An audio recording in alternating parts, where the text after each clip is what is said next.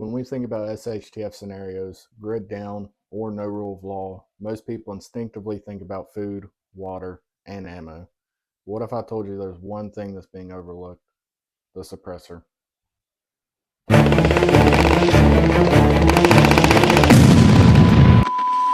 We're going to break down why suppressor just isn't a cool guy addition to your firearm. So let's go ahead and dive into it. In any real world collapse, gunshots are extremely loud and noise discipline is going to be crucial. Unsuppressed gunshots like this rifle right here is extremely loud and it's virtually giving away your position to anybody within a 1 or 2 mile radius, depending on the caliber you're shooting. So let's go ahead and go a little bit into suppressed rifles. Now let's talk about the suppressor. A suppressor cuts that signature dramatically, making it harder for surrounding people to pinpoint your location. Now it doesn't make your rifle Hollywood quiet, but half the time I wear ears and half the time I don't. I'll throw up a clip now of my buddy shooting side by side, me with a suppressor and him without a suppressor. So it kind of show you how his rifle drowns out my suppressed fire. Here we go. 3, 2.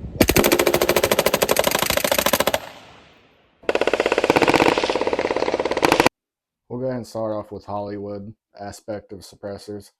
It's not going to make your firearm ninja quiet to where you're able to shoot it and nobody's going to be able to hear it. I'll go ahead and throw it in a clip to kind of explain what I'm saying here.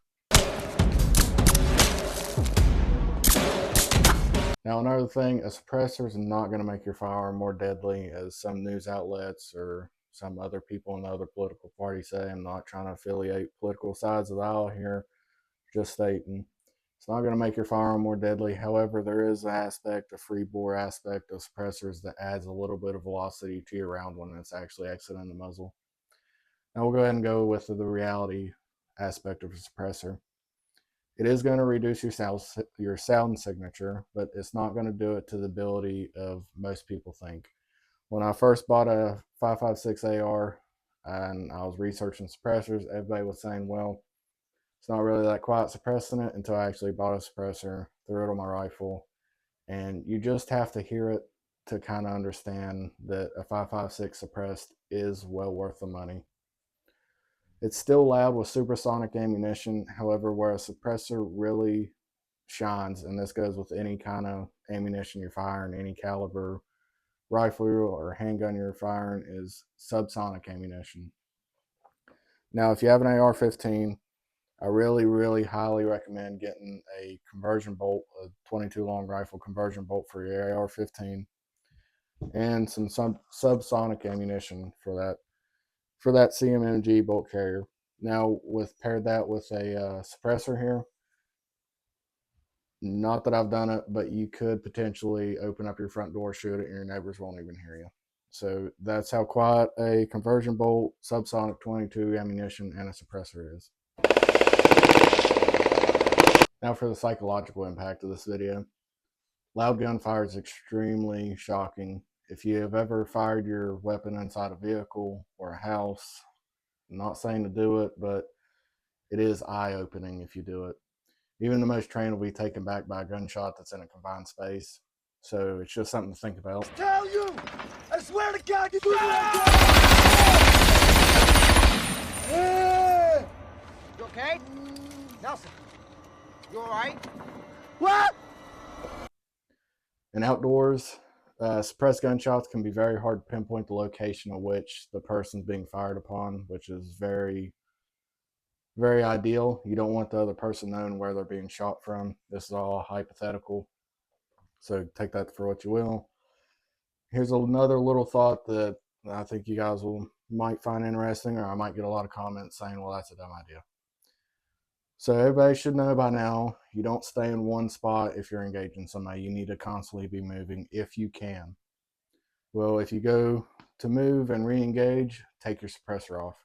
When you take your suppressor off, that's 2 different sound signatures, so it's going to make that other person think, hey, maybe there's more people out there than just one. So you have a suppressed gunshot over here and an unsuppressed gunshot over here. Now take that for what you will. Flash mitigation. One key ability the suppressor offers is reducing the muzzle flash. Muzzle flash can be seen at a very great distance in a low light environment, potentially giving away your location. I'll go ahead and throw in a couple clips here, one without my can on, and it has a muzzle brake on to allow you to see the actual muzzle flash, and one with the suppressor on.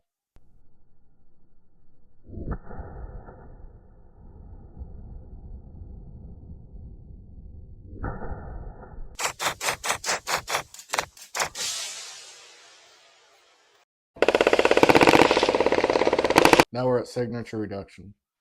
What I consider signature reduction is going to be sound mitigation along with flash mitigation.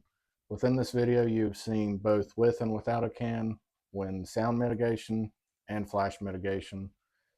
Having the ability to own a can, operate the can, you can see the pros and the cons of owning one and what it can do and enhance your ability with that in an SHTF environment.